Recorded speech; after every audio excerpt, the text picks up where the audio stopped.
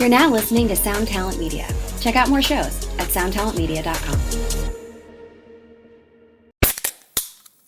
Hey, what's up, everyone? I'm Matt McGackie, the vocalist of Cryptopsy and the host of the Vox and Hops Metal Podcast, where I sit down with fellow metal musicians. We talk all about their lives and music while sharing killer craft beers. If you've ever wanted to sneak backstage and share a beer with one of your favorite musicians, well, Vox and Hops is the podcast for you. This week on the podcast, I dropped a killer episode with Kelly Schaefer of Atheist. There is this episode and over 440 other ones to help you enjoy life, metal, and craft beer. So what are you waiting for? It's time to become a Vox and Hops head. Cheers! What's up, everybody? I got a big announcement for you. So last week, I said that we were doing a raffle of the Fender MTG Tube Tremolo pedal, with the benefits going to the Lake Street Council, which is taking every dollar that it gets and helping rebuild businesses and nonprofits on Lake Street in Minneapolis, Minnesota. And also another organization called the Legal Rights Center, which is basically a law firm that provides no-cost legal counsel to anybody really, but their focus is on juveniles of color. So those are the two organizations, and nothing has changed in that regard. We are still doing a raffle to benefit those organizations. However, a bunch of builders saw what was going on, saw that we were trying to do something cool, and we have stepped it up. We have stepped it up in a huge way. So now we have a massive jackpot grand prize that one person is going to win. One person is going to get all of this stuff, and it is big. So let's read it off. First, we have a Jennings Guitars Navigator. Yeah, Jennings, the custom builder out of California, makes amazing stuff. Navigator's their T-style guitar. I have one. It is awesome. It's one of the best guitars I've ever played. It's fantastic. Everything I've played that Chad has made is tremendous. He's been on the show. Look him up. It's an amazing prize. But that's not all. Here's the list. We also got a 1981 Inventions DRV, a Recovery Effects White Gold, a Land Devices HP2, a Keeley Electronics Dyno Myroto, a Tomcat Pedals Cloudy, a Big Ear Pedals L, a Chuck Pedals Tachyon, a Rude Tech 3MUF 14, a Mythos Pedals Herculean, a Fender MTG Tube Tremolo, yes, the one that started this whole thing, and 9 sinusoid patch cables to assemble this all together. So yeah, you're getting an amazing custom guitar that will be built for you, and you'll get to pick the color and all that jazz, within certain parameters, of course, but, hey, that's pretty cool. And all of those pedals. So yes, it's a massive, massive prize. Huge thanks to everybody who stepped up, saw what was going on, and was like, hey, I want to throw my hat in this ring. And apologies to some of the builders that saw this a little bit late and we were already kind of up and running. This community is so incredibly generous, and I'm so thankful to be a part of it. This is just amazing. But one winner is going to get all of this stuff. And how you enter is go to pedalraffle.com, and you will see all the details. You'll see links to both of those organizations where you can donate, and then you send your donation receipts, some screenshots or whatever, to pedalgiveaway@gmail.com. Every dollar you donate counts as one entry into the contest, so you need to make sure and send those receipts as proof, and so we can see how many entries you get. So yeah, this is really rad. We've already raised over $5,000 for these organizations, and this is it's just blowing my mind. We were able to do that in less than 2 days. So this runs until June 26th, which is a Friday. So June 26th, 2020 is when this is over, midnight Pacific time. Get your entries in before then, and you will be eligible to win the prize. So thank you so much for everyone who's donated. Thank you for listening to this longer than normal intro. There's a lot to go over. I apologize. But man, we're really cooking. So hopefully we can raise even more for these great organizations that are doing some really important work in the city of Minneapolis. And yeah, I think that's all the details. If you have any questions that I didn't quite cover, go to pedalraffle.com. That's where all of the info is. Pedalraffle.com has all the info, details on all the prizes, the links to the organizations, everything you need. And yes, this is open internationally. We will ask that if an international winner is who ends up with this awesome set of stuff, that you cover the shipping any fees associated with getting it into your country, import duties, etc. Anything like that, we're going to have to ask you to cover that, since everyone has already kind of put in a lot of energy and time into just getting this prize pack together in the first place. So yeah, this is open internationally though. Thank you all so much. Let's get into this episode with Mr. Devon Whitaker. He's one of my favorite people to talk to. We go deep on this episode. We don't do a lot of gear talking, which, as you can imagine, is a little bit difficult to do during these times.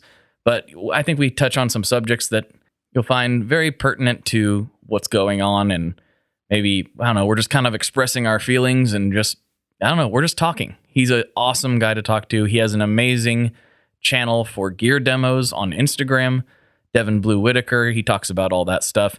He's also been on this show before, so if you go back and listen to his first episode, if you want a little more information about him and how he got started and what he does, this is really just him and I having a conversation, and I think you guys are going to really enjoy it. So thanks for bearing with me on this intro. I will shut up and then not shut up at the same time. So enjoy this episode with Devon Whitaker.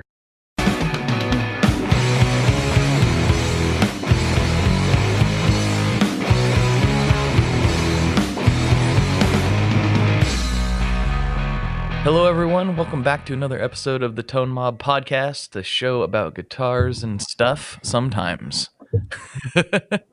I'm here with my friend Devon Whitaker, and we're just going to roll and see what happens, because he's one of my favorite people to talk to. What's going on, dude? Yeah. Not much. I mean, it's a crazy time, to say the least. So, but interesting things are happening all around. Yeah, it's I feel like this is going to be one of those times that we're talking to our grandchildren about, like, or they're asking us about, or something like, what happened in 2020? I was like, well, everything happened in 2020. I know, and all at once.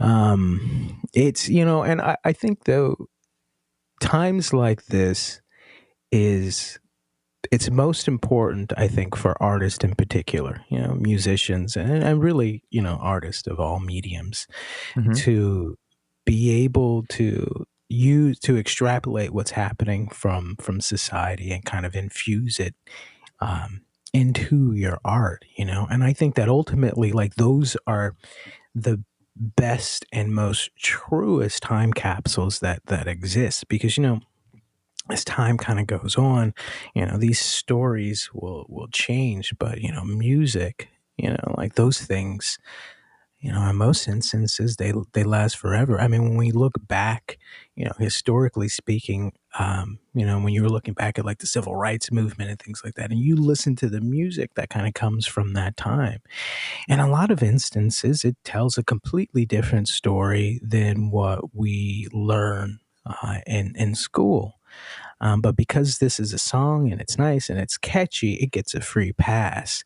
But I think when education and things like that are subject to be changed, I think that music and arts, by their very nature, won't. And I think that they probably, I think that those are the things that kind of last longer. So, for all of us artists out there, because I imagine everyone who listens to this at some capacity, if not all, is an artist. So it's really important to, in light of these things, these changes, and even a lot of the heartbreak and things that we're kind of feeling, and it's imperative to create, continually, Yeah, I think it captures more than just, like, what's happening. You know what I mean? It captures what we're feeling in a way that is kind of impossible otherwise. Like, it's hard to, read a factual history book and really get a sense for what the air is. And it doesn't seem to matter who I talk to in any part of this country. We all have this this feeling right now of ugh. like like like a certain amount of like I don't know any other way to vocalize it. Like literally everyone I talk to is just like, it's like, how you doing, man? And they're like, ugh. It's like, and we all know what that means. Yeah, and I mean, it's always important to. It took me a while to reaffirm in myself like the level of motivation that creating things require. With just because the overall landscape of the world, and I mean this country in particular, is changing, and it's really hard to kind of find a voice in all of that amongst the change. For me, for a very long time there, during all of this stuff, the social distancing and the protests and things like that, it felt kind of it felt for me silly to kind of be wanting to talk about pedals and guitars and strings and all of the things that we normally kind of talk about.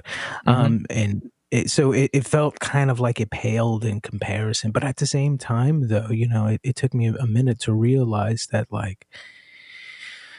amongst the discussions about the COVID and about race and things like that, it is equally important to have other conversations too, because maturation requires motion. In order for all things to move to greater echelons, it requires thought, conversation. I mean, it's just yeah. I mean, you have to keep creating, even if you don't feel like it, even if your heart's not in it, because while the landscape around us changes, we have to adapt to it, as creators, otherwise, we'll kind of be left behind. So yeah, it's this thing, 2020 is, wearing on a lot of people. So when you said that, you talk to people about it and they're like, ugh, and I think that appropriately articulates the mood. But at the same time though, change has never come. And it's never actually happened, in a lovely way. It's Right. never happened. It's I mean, even the plants need to grow, so it's kind of part of the process. Growing pains, I say. Yeah, that is true. There isn't any meaningful change that really comes easily. It's whether you're talking about social changes or just personal changes. You have to put effort into it. If you want to get in better shape, it takes a lot of work. You're not just going to decide to be in better shape.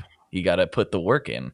And I think that applies with everything. It especially applies with music. Like, if you want to be a better player, you got to put the time and the hours in. If you want to know more about your gear, you have to put the time in. Any kind of change requires effort. And when you're talking about like massive societal shifts, it's going to take some grinding, on everyone's part, not just the directly impacted people's part. It's going to take some work on everyone's part, whether they like it or not. It's just kind of what it is. It's hard because we've been so complacent and comfortable for so long.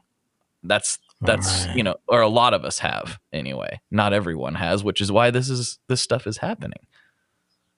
Well, yeah, but the more awareness is kind of brought out, the better we will all be for it. And like you said, as musicians in particular, like I think we are well equipped to understand the process in which it takes to start from nothing and then move into like great skill levels. I remember when I first started learning to play guitar, and I remember you, my hands hurting, fingers hurting, but the desire to play and to be proficient at it exceeded any amount of pain that I had or any amount of discomfort that I had.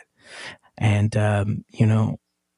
it's and it seems silly amongst all of the things that are happening right now to be talking about, music and guitar pedals, but like I think that like even in there is small traces of what it actually takes to get this ball moving, and you have to ask yourself, are you Sisyphus pushing this thing up and never getting anywhere? Or are we Atlas and you're holding the world on your back? But I would say, again, music and arts right now, it's paramount.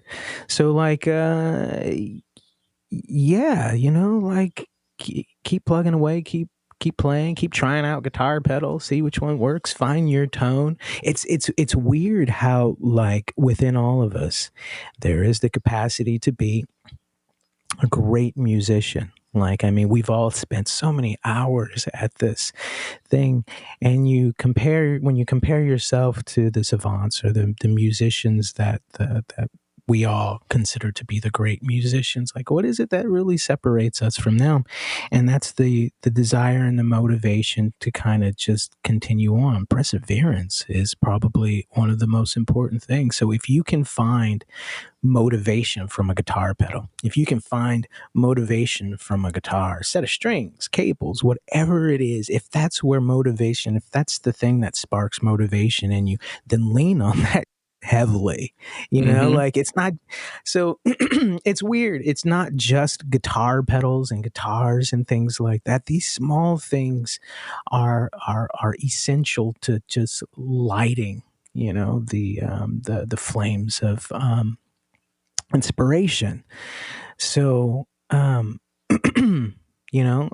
it's crazy, like, but even then that says that we all have it within us. We all have the ability to create something meaningful. It's just sometimes like amongst all of the craziness in the world, we need to find the motivation or the inspiration to create this thing. And I think it can come from gear and things like that. We've seen, like, I think we talked probably around last year. And it's an interesting thing to see how like a community, can kind of become like its own ecosystem, like the music community and the gear enthusiasts and things like that. We're at an interesting time where like those gear enthusiasts are shaping the landscape of what's even happening musically. You're starting to see playlists be created that are related to exclusively to pedals, and Right. playlist and on Spotify and things like that, and albums that are coming out for Instagram-based artists and things like that. So it's a really interesting time to be an artist, regardless to what your level is. Participation is key in succeeding in this thing. And I think that, success can happen for all of us. The reach and the scale in which it happens may vary, but I think that, it's just an interesting time. Yeah. You mentioned something a couple times that I've definitely felt, which is that, like, man, it's like, do I really want to talk about this guitar pedal right now? Do I really want to talk about this piece of gear right now? And, like, sometimes the answer for me has been like, no, I don't really want to. Like, it seems trivial and not important. And in the grand scheme of things, what my thoughts on this particular tremolo pedal or whatever are not all that important. But at the same time, they're not any less important than they were 6 months ago. And 6 months ago, I wouldn't have questioned, whether I should post or talk about it or not. And so it's kind of a weird feeling to be like, oh, I shouldn't talk about this right now. And then it's like, but I don't know. There are people who are very sensitive to what's going on and very caring about what's going on, who also might want to have some information about a new tremolo pedal. Like, not everyone is just, black and white, for lack of a better term. Like, everyone's like, you're still watching some Netflix. You're still like listening to music. You're still absorbing other sources other than just current events. Everyone is on some level. And so those things need to exist. I mean, for instance, people clicked on this podcast and are listening to it right now. Somebody's listening to this, and it's occupying some brain space for them in a capacity that they need it to. So I guess at the same time, we kind of have to keep doing, on a creative level, we kind of have to keep doing what we do. It feels unimportant at times, but it's important to somebody. I don't know who, but it's important to somebody. It really is. And it's a hard thing as a content creator or as an artist, to know the appropriate recipe, like everything requires balance. You want to, as a content creator, as an artist, you want to be able to be a human and voice your opinion on the matter. But at the same time, it's like you have to kind of realize that, like, you have an obligation to your patrons as well, the people who were there and stuck with you. And maybe sometimes, like, sometimes situations need a distraction sometimes. So it's hard to relegate and figure out, like, the appropriate balance for that, like when to be a good distraction and then when to use your platform as a vehicle to speak. And like for me, on any of my channels, I made a small point. I posted a few things, and then I saw my followers drop dramatically, and and that's fine, and that's totally fine. And then from then on, I'm like, for me, the balance was, okay, I did this thing, and anything else I do for any of these causes, they're things that I'm going to do. Like, I'm not going to advertise what they are or how frequently or my perspectives beyond this thing on this channel. But at the same time, if anyone wants to talk to me about them or have voice their opinions on the matter, I'm always open to having those discussions. And I know right now we're kind of being vague and ambiguous about things, but I imagine people are smart enough to kind of understand. But it's all things require balance. And even though it's just a tremolo pedal and things like that, like, having those discussions in light of what's happening right now is part of the adding to what the landscape will be once we get beyond all of this. Because these things, we still want to talk about them. We still need to talk about these things. They're guitar pedals, but at the same time, like I said earlier, they're more than that. Like, they can be the spark that lights, that inspiration in someone, or maybe us talking about this thing is the distraction that they probably needed, because life is hard and it's heavy. It's so heavy all the time. And sometimes we just, as people, we just want to break from it, So it's, Right. yeah, so it's good that, as creators and artists, we get to be that break for people. But at the same time, it's important for people to realize that we ourselves are people as well. So, again, balance. Balance is key. Yeah, it's such a weird time. Like, we and I'm doing these podcasts. Sometimes it's like I'm like, what are we going to talk about? Like most of the time it's like, okay, like especially if it's somebody that I've never talked to, it's actually a little bit easier. It's like, okay, like tell me your story, like tell me about your rig, tell me about this, that, and the other thing. And it's a little easier to kind of be on topic with the general nature of the show. But when it's like people that have been on multiple times or people that I've talked to a lot, or like yourself, you've been on before and we've met and talked and chatted, not as much as I'd like to, admittedly, but it's kind of the show takes a different turn because it dynamically, I can't even talk right now. It kind of has to, it kind of has to shift because of the nature of the relationship I have with somebody. It makes it a kind of a different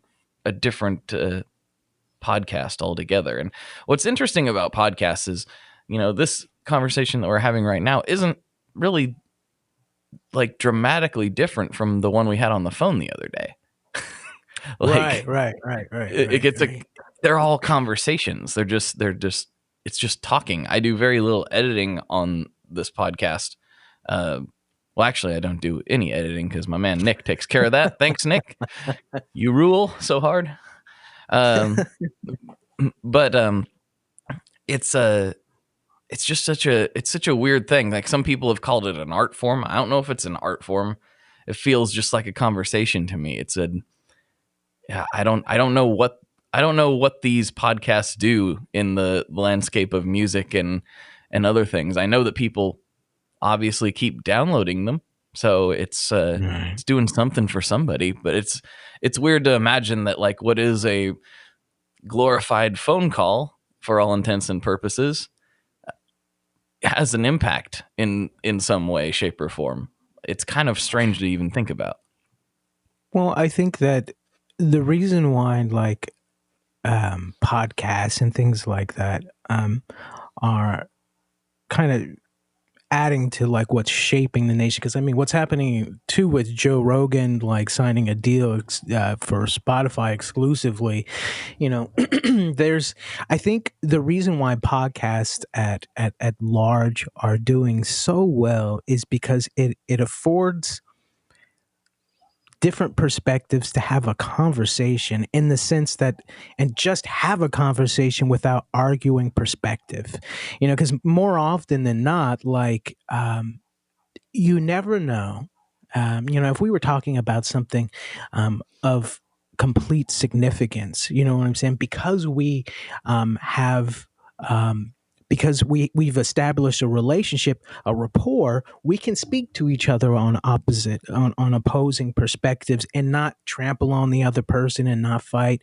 And people who have either been on the fence about one perspective or the other, or sided exclusively with you or me, like, they're afforded the opportunity to just listen to people talk about these things, and maybe even kind of like give them a little bit of like insight into another perspective that they didn't see, without all of the muddiness. Because what's happening right now with like social media, or what's always happened, is instead of people having conversations like this, we argue over perspectives, and the problems with a lot of these situational strifes, or cultural inequities, or otherwise, they're these problems that are these paradoxes, I would say, that are introduced into a situation, and they have multiple perspectives with no clear solution.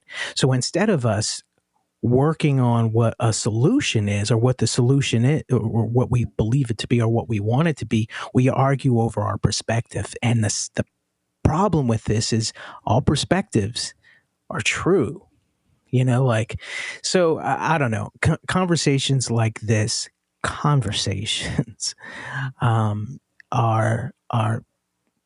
probably what's most necessary, more so than debates, because right now that's everything on a social media platform, when it comes to varying perspectives, it's always a debate. It's not a conversation. Sometimes they come in masqueraded as a conversation, but make no mistake, it's a debate, and it's impossible to walk away from those situations and really like have a greater understanding of opposing perspectives. So, you know, I think that it's really important what you said there, that like a lot of these quote unquote conversations that you hear they're completely masquerading.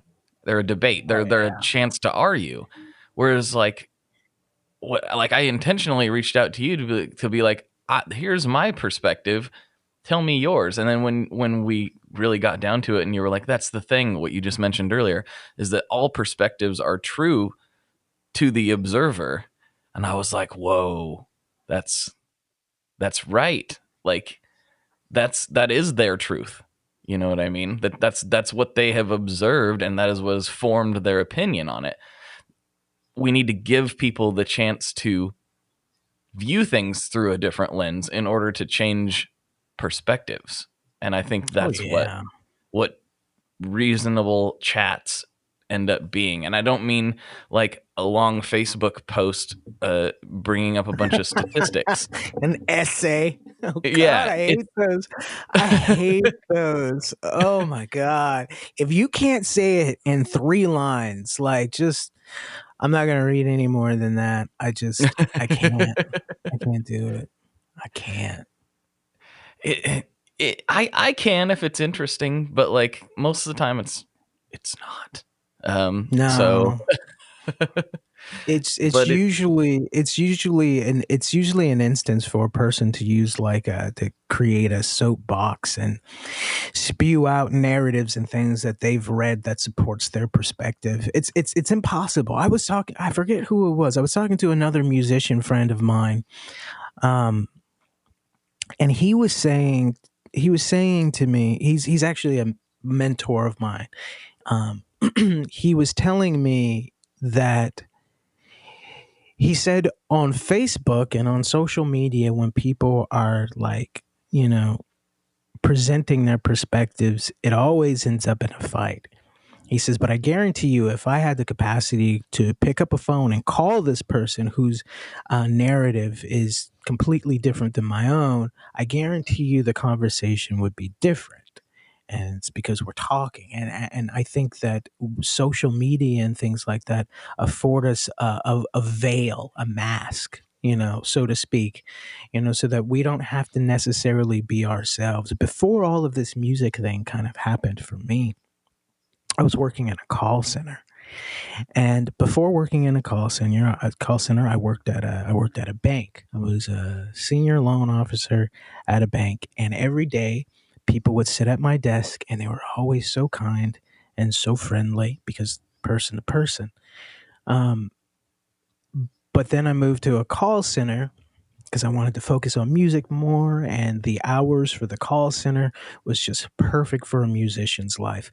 And every other person who called in was indignant, just mean and yelling and angry about everything. And you would take 100 calls like that in a day's time, and you would think that after dealing with that is the reflection of Americans.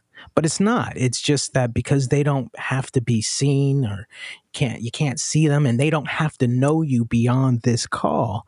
Like, they can do anything they want. They can say anything they want. But like, you know, when the real person to person interactions actually come through, then I think that people can be a little bit more kind and less disingenuous. Yeah, there's a tendency on social media too to be like, anyone who supports XYZ is XYZ type of person. And, you know, down to the point where, like, you know, I don't know if you've ever met Robert Keeley, but he's an amazing man. He's a sweetheart, and anybody who's ever met him or listened to a podcast with him, he's been on twice, folks. You can go check those out if you want. He's an awesome guy. And yet he's not immune to people on Reddit scrolling through his entire Facebook history, which he's been on Facebook for who knows how long, and nitpicking anything that he's ever liked. Like, You know what I mean? Like, things just come across sometimes, and like, you might not even know where they come from. Maybe they come from a really bad organization, but it's like, hey, this is a funny video, and you've never heard of this organization before, but you throw it a like because it's like, that was a funny comment or thing. Like, and they were just nitpicking everything that he'd ever liked on Facebook and like equating him with some sort of bigot. And it was like, that's not right. That's not who Rob is. Do you know Rob? Like, no, you don't. You're just guessing by the fact that he liked something that the president said one time. He's a pretty left-wing, like, liberal dude who loves everybody. Like, Right. it's kind of, it's weird that you can define a person in that way, or to attempt to define a person in that way. I don't think that's right. I don't think that's okay. I don't know why anyone would. I don't know why a reasonable person would do that. I guess it's very strange to me. Well, I mean, since the dawn of time, that's kind of like, I mean, that's probably one of the greatest follies of humanity, is like the need to identify people, to stereotype people. And I've been a victim of that my entire life, my entire life. So it's never felt as, because I've always been, more or less the victim of stereotypes and things like that. I try not to, for myself, I try not to think that a series of set behaviors or likes or things that happen on social media or whatever really is the deciding factor in who this person is.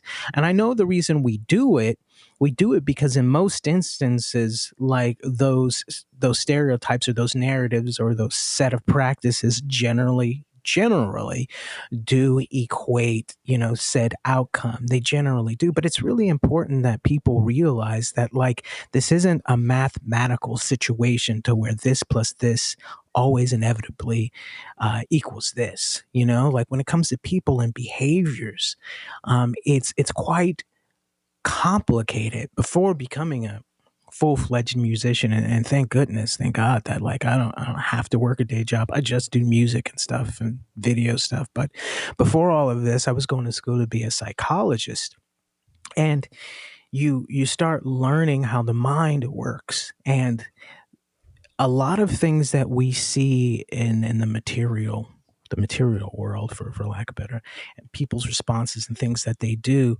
it means something different for most people in their mind, in their brain, and with social media, we haven't really quite figured out what the psychology is, what a like means definitively for this thing.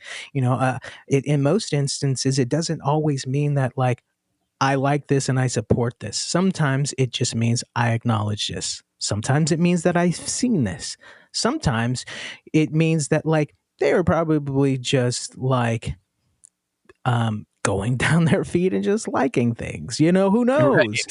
Right. So who knows what that means or what that looks like? We have not properly identified the psychology of, like, social media and how it plays out.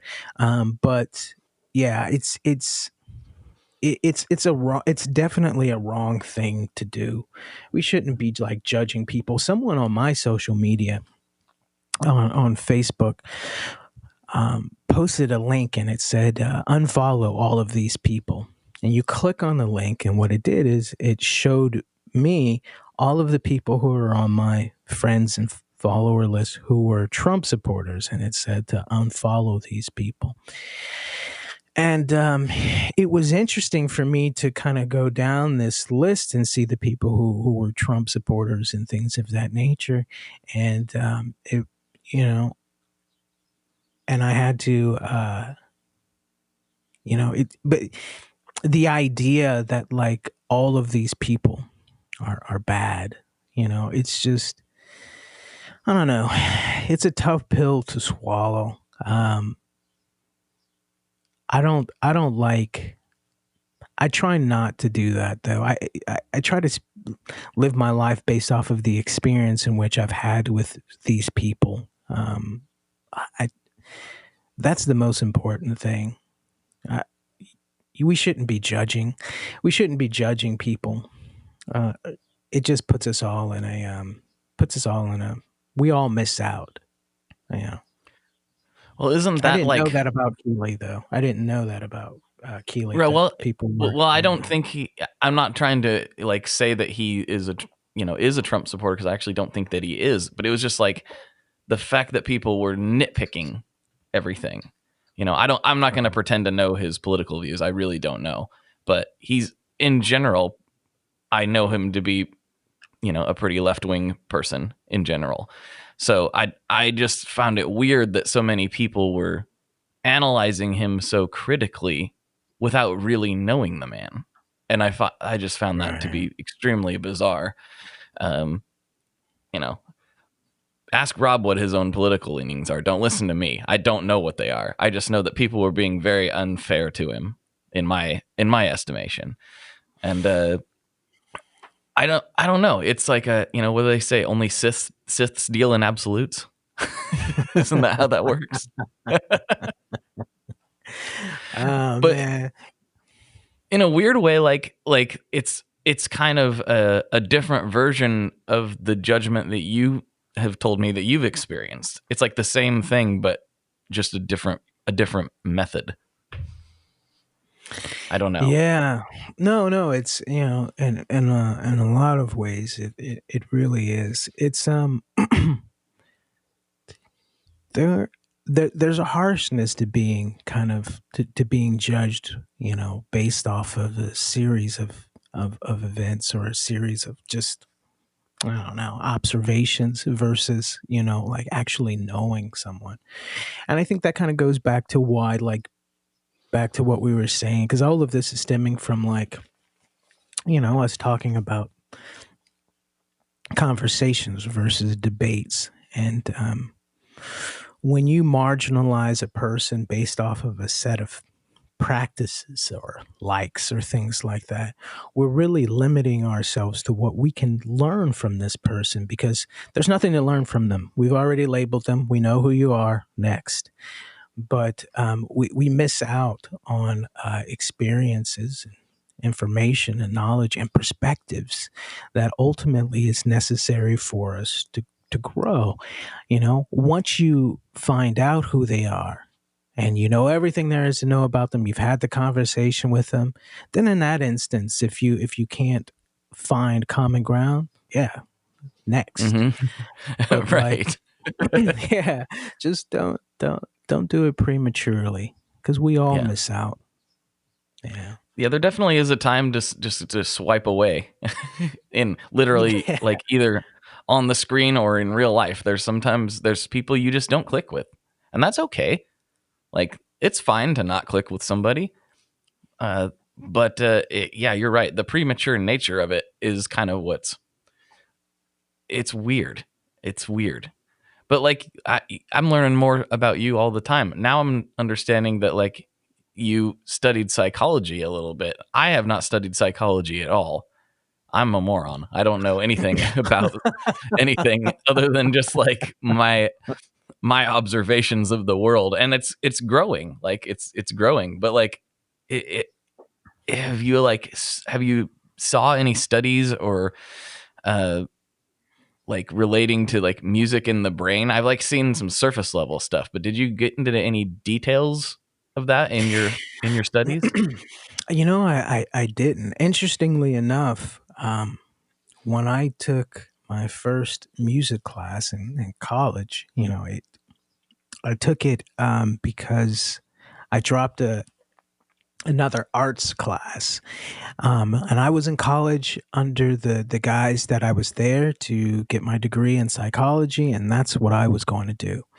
I needed an arts class, and I got into one, and I did not like it. It was necessary for transferring, and I didn't like the class. I was 2 weeks in. There was just no way I was going to I wasn't going to make it in this class. So I dropped the class. The only class that would take me 2 weeks into the semester was a guitar class. And I had never had any intention or desire to play music. I didn't. it was never in my home really at that capacity.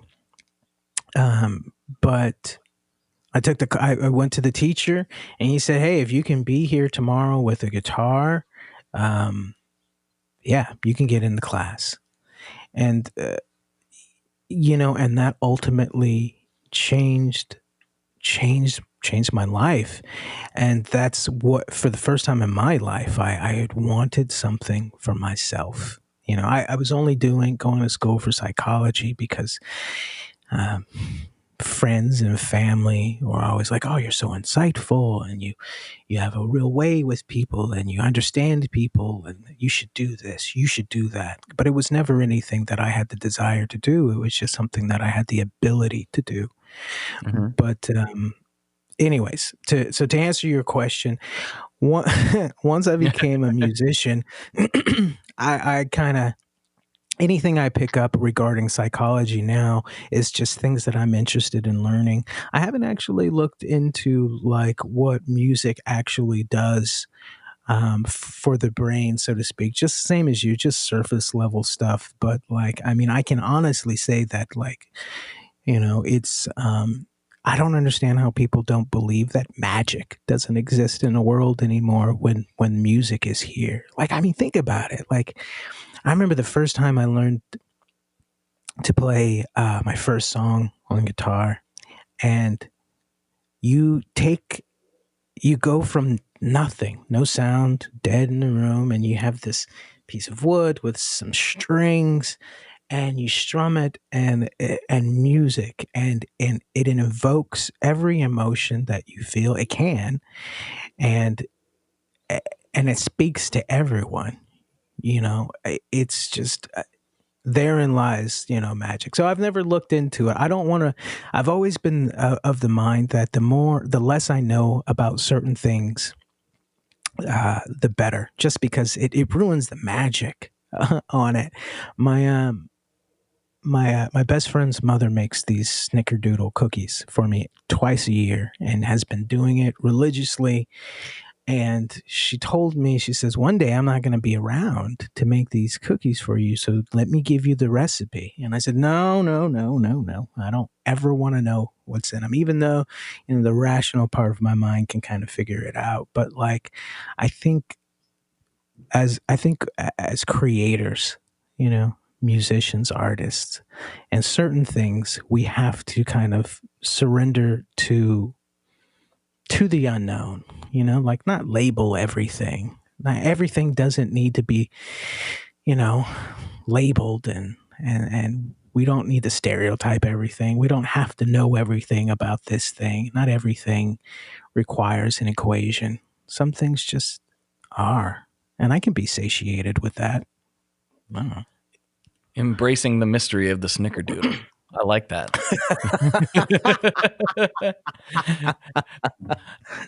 I like that a lot. You're right though. There are some things that's like, it's nice to think about, but like, what, this is kind of unrelated, but I just found out recently that there is all this, well, are you familiar with Crater Lake here in Oregon? Have you heard of that place? I've heard of it, yes. Yeah. It's an extremely deep, gorgeous, beautiful lake. And I've been to it and I thought it was cool. And I was like, this is a sweet lake. Look how beautiful it is. But what I didn't know is there's all this mystery that surrounds it. Like a ton of unexplained things. And there's a certain thing that people experience there, not just there, but in other places too, called the call of the void. And it's that thing. This is not something that I've ever experienced, but my wife has expressed this to me many times, and I'm just like, I don't get it. But then as soon as she gets done explaining this to me, I hear this podcast about it, and I'm just like, okay, this is a thing. But like, the call of the void is a sensation that people get when they're like standing on the edge of something, and they're like, maybe I should jump. Maybe like your rational part of your brain knows that you shouldn't, like, because you're gonna die. But like, there's this weird thing that people have that they're like, maybe I should go. And like I said, I've never experienced that.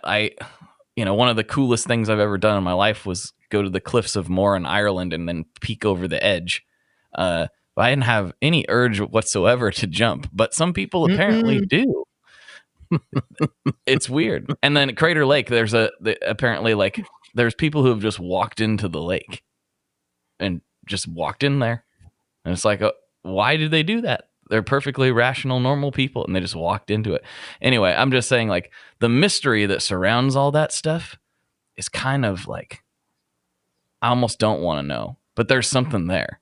There's something there. It's interesting to look at from like, it's like, I'm like, if that's a real thing, then like, it's kind of scary. So maybe it's better not to know.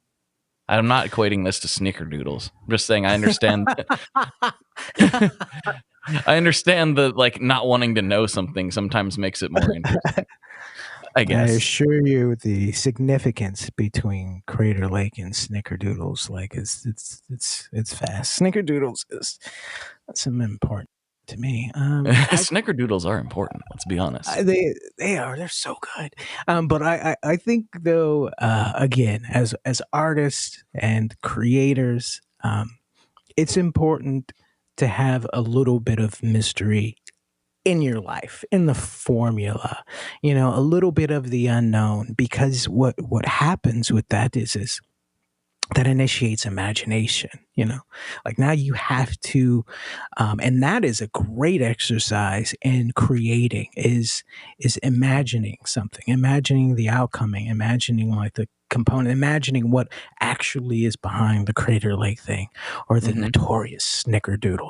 It's like just, it's just like we have to, as a society, we're over inundated with stimuli, with definitive things. And I think that's the reason why nowadays people are making the level of assertions that they're making, like saying that this guy is like this is like, we're losing the capacity to imagine another outcome, to really fill in the blanks ourselves, like for ourselves.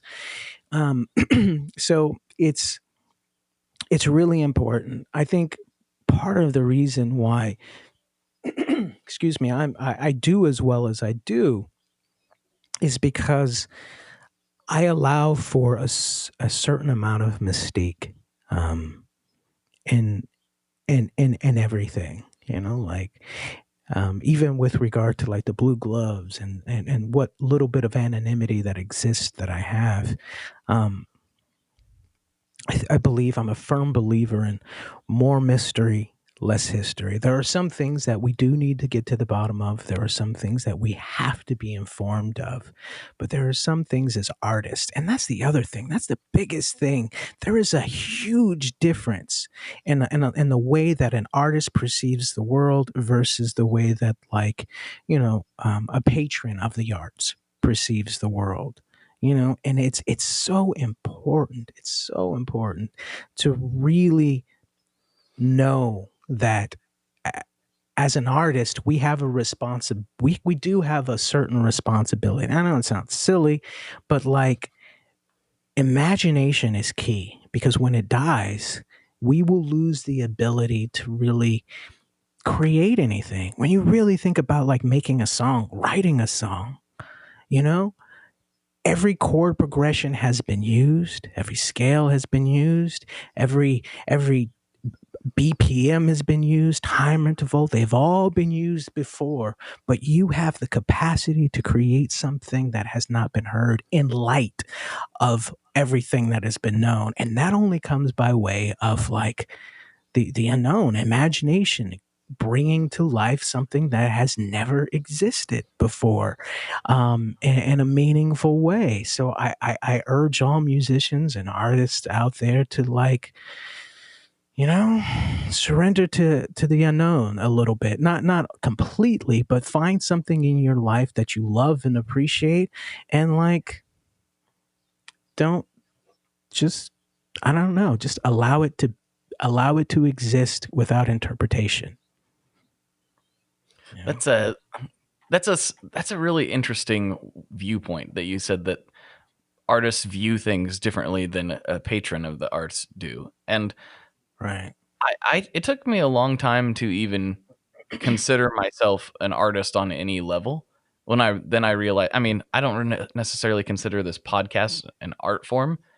Like I said, I just kind of consider it a conversation.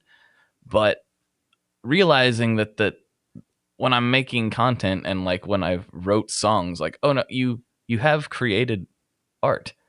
I never viewed myself as an artist until like people have pointed that out to me multiple times. Like, well, you helped write an album. You know, you've wrote and created things that didn't exist, and it's like you are an artist in some capacity. And like you said, I think almost everyone that listens to this podcast probably is as well. And it's important to recognize that you are. You know, it almost feels like you don't belong if you're not like, if that's not your thing that you're doing all the time. You feel kind of like, I don't know, like not an artist for some reason, but that's not true. Right. And I mean the levels of a person's dedication to any art, like that may vary, you know. So at the very entry level, you've got the novice, and somewhere in the middle is the hobbyists and things of that nature. But even still, like regardless of the dedication that you put into this, you are an artist. I mean, you have to really think about it like that, because like even a beginner has the capacity to just make something from nothing. Nothing. Like, we don't really think about it. And as musicians, we take it for granted. The ability to pick up a guitar and play, or play piano, to sing beautifully. We take that for granted without realizing that is coming from the unknown. Like the Right. ability to be in a room with a drummer and both of you to know where the one count is. That's so, like, you just know to expect that the one is going to be here. You know, that's, I don't know, man, that's magic in and of itself. And I think that as an artist, you know, again, regardless of like your level of dedication, you know, you have the responsibility to kind of keep creating, you know, and to keep, you know, believing in the unknown or surrendering to it, but to not label anything, to not make certain judgments, you know, like unless you've experienced them, you know, then it's just, we can't allow ourselves to fall into the same trap as the rest of society. You know, it's important for us to stay true to this medium, because while the landscape changes in the world, we've talked about this, you know,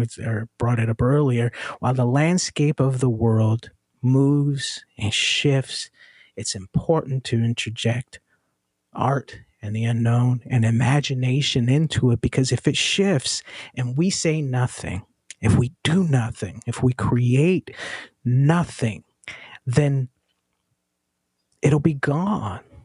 It'll be gone. It's I can't think of anything more important. So regardless of your level of, like, you know, if it's novice, hobbyist, professional musician, like, I mean, create, because like you were born to create. You know, like, not everyone can do it. Not everyone can do it. Two men can sit in a room, men, women, can sit in a room and be given a music instrument, and someone says to them, hey, figure it out. Right. Right? And one of them will succeed and the others will go away, but the circumstances are the exact same for all of them.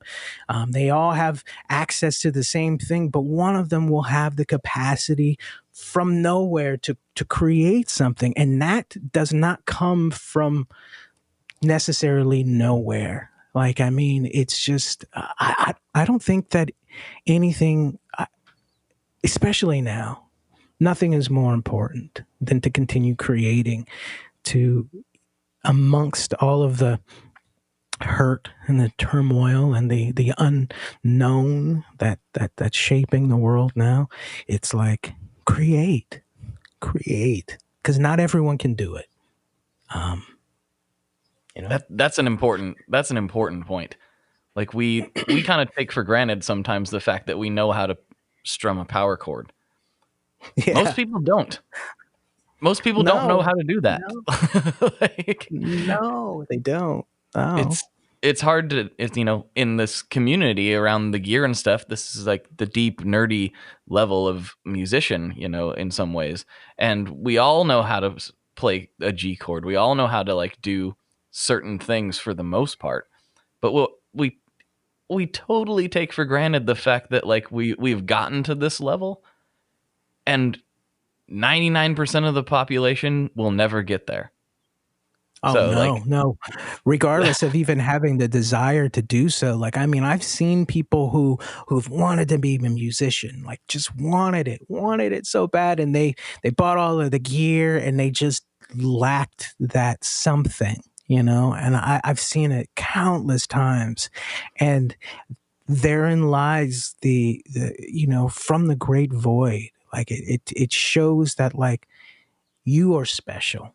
You are different. And because we ourselves are all in this fraternity, we don't see it, but we failed to realize that like we are in a lot of ways apart from the rest of the world. We're apart from the rest of the world, like I mean, man, it's just, I think about it and like, it's sometimes the only thing that motivates me to get up and create, especially with everything that's happening, like it's you were given this gift, regardless of what you believe, regardless of what you were taught, you were given this gift, the capacity to generate sound from nothing, to vibrate the air in a pleasing way. You can do that and others can't.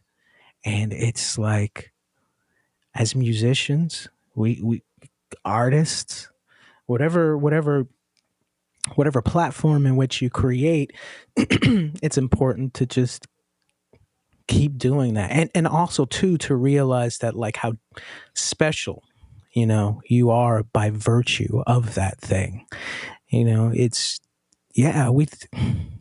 weird, like to see how this thing kind of started with just music gear and stuff like that, going to NAMM and seeing music gear and stuff like that. Like being a patron of like just simple stomp boxes and things like that has changed my life dramatically.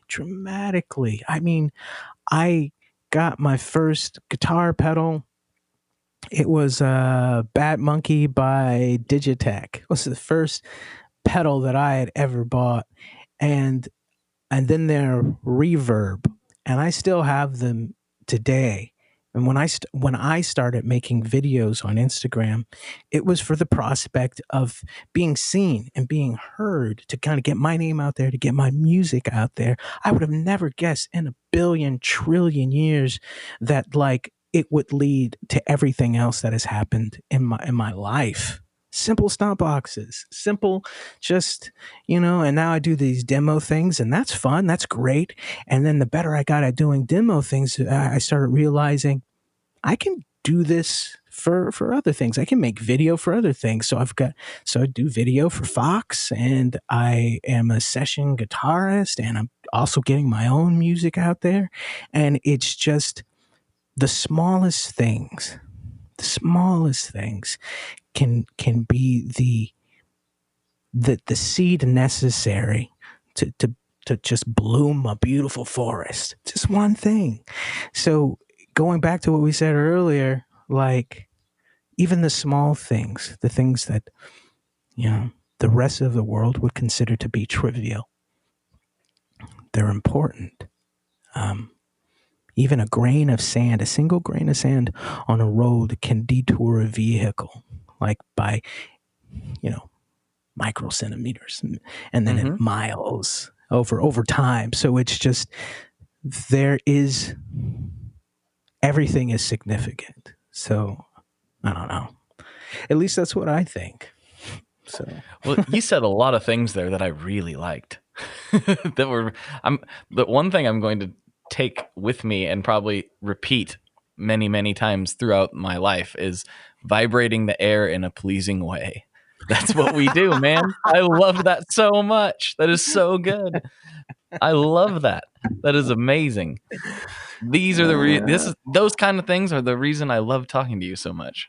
It's like I always come away with nuggets that I never would have produced by myself. You said so many things there that really resonated with me. That was a nice batch of air vibrations, I suppose. Yeah. I got you. Man, that was great. But we have done almost an hour, and it felt like 5 minutes, man. I love it. This is great. Yeah. Mm-hmm. Thank you so much for coming on. Dude, we should thanks for probably. having me. So for anyone who maybe because there's new listeners that find this show all the time, go back and check out his previous episode, which is, what do you say? Yeah, probably a year ago. You hit the search box on the website. You can scroll back and find it. You'll get more info about his story and what he does. That's why we didn't dive into any of that, because we've already dove into it before. So we went through big picture stuff this time. Mm-hmm. But one thing we do need to talk about before the show's over. How's your stance on pizza? Is it still the same? It's pizza is, I can't tell you, like, the love I have for it. Honestly, and I think I said this last time, like, I could be sick and vomiting, and I would, if pizza was put in front of me, I would still be like, well, okay. Maybe just one slice. I have a problem with pizza, man. I have a problem. It's okay. We all do. You're not alone in this. You see, it's like the perfect calorie, delivering device. We have another thing in common, though, that I don't think we talked about last time. And I know we got to wrap this up here real quick, but we both have another thing that we love, and I don't talk about enough, and that is tacos. Preach. Oh, man. If you ever make it up to this neck of the woods, I have got to take you to this local Mexican restaurant. It is like a couple miles from me. It's owned by this Mexican family who I've been eating here since I was like 12. And I'm telling you, this chorizo is off the charts. It is insane. I've never had chorizo like this anywhere else. It's crazy. I got to take you. Oh, man. Yeah, dude. I'm down for it. I'm a taco-loving, pizza-loving guy. If there was a war between, like, the pizza enthusiasts and the taco enthusiasts, I don't know. I don't know what I would do. I don't. That will never happen. Those two communities are too intertwined. They're too intertwined. I hope not. I don't want to have to fight someone over this. Can't we all? We're not going to. I won't let it happen. I will not let this happen. Peace. Yeah. What I'll do is, if that does happen, if there's a knockdown, drag out fight of sorts, this is how we solve it. You take a slice of New York pepperoni pizza over to the taco side, and you take a wonderful traditional Mexican street taco over to the pizza side, and you just say, eat this. And there will be no more war. It'll be over. It'll stop right then and there. Men, women, and children will be tearing, just crying and just sobbing, and it's so good. It's so good. Man. Well, dude, let's let everyone know where they can find you on the interwebs if they so choose.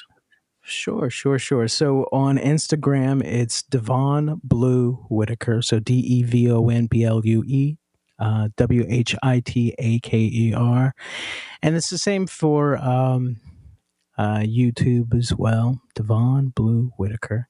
You can find me on either one of those places. So if anybody is a gear enthusiast or a musician or poetry or just a lover of the arts in general, my door is always open for conversations. I've got insomnia, so you can message me anytime. We'll talk about whatever it is you want to talk about. But yeah, that's where I'm at. All right. Sounds good, man.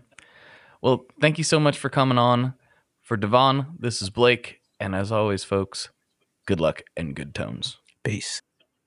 All right. We did it. There's another one in the can. I hope you enjoyed that conversation. I know it's a little off topic in some ways, not necessarily pedal focused or guitar focused or whatever. But, sometimes that's just the way these conversations go. And if you enjoyed this conversation, you can get more of it on Patreon, because he hung out with me for a little bit longer. We chatted some stuff. We actually talked about guitar pedals, believe it or not. I know, how strange. What a crazy concept. But yeah, don't forget to check out the giveaway we're doing at pedalraffle.com. All the details. We're supporting some great organizations, and it's been really tremendous to see the generosity that everyone's been showing so far with all of that stuff. Please check that out if you can. And if you can't, please tell somebody about it. I understand it's not easy to come up with money for things during these crazy, crazy times. And it's amazing that people have been able to do what they've been able to do. And so thank you for everyone that's participated. Thank you to all the brands, especially big shout out to Karen and Grant from Big Ear Pedals. They really did a lot of the heavy lifting to get this thing off the ground and get the graphic done and all that stuff, the website. They did a lot to get this to happen. So huge shout out to the Big Ear Pedals crew. Huge shout out to all the brands for kicking in, and the gear world in general for just being so supportive and up and doing the best we can during these crazy times. And thank you for tuning in to this episode. Literally helps me keep the lights on with every single download. So thank you so much. I'll talk to you next week. One last thing before we totally sign off here. I just want to remind you that if you do any shopping at Stringjoy, that's Stringjoy guitar strings made in Nashville, that will help me out as well. As I've said for years, I'm heavily involved in that company, and I really do think they're making the best products on the market. So if you would like to try custom strings, go to tonemob.com/stringjoy and check them out today. I seriously love what the team down there is doing. I help them out with all kinds of things, and by you supporting them, you are also supporting me as well. And hey, you need some strings, so why not get some custom strings just for your guitar and playing style? Again, the link for that is tonemob.com/stringjoy, and that will take you right to their website, and you can do all your shopping through there, and that will help everyone involved out. So thank you very much. Talk to you next time. We are brought to you by the wonderful folks at Gun Street Wiring Shop. Yes, Gun Street Wiring Shop. I've talked about them before. I used to say based out of Bend, Oregon, but guess what? Sean moved to my neck of the woods. Sean's in Portland. Sean is awesome and has helped me with a bunch of stuff lately. And if you have wiring needs for your guitar, he can help you too. If you want to get weird with it, he can get weird. If you just need to spruce things up a little bit, there's your guy. He takes all the guesswork out of doing your guitar wiring, and he makes it simple, and his customer service is top-notch, and I can't say enough good things about Gun Street as a company. I really respect Sean and what he's all about, and the product is top-notch. I've got 3 different guitars that now have Gun Street harnesses in them, and I could not be happier. So go to gunstreetwiringshop.com and check them out.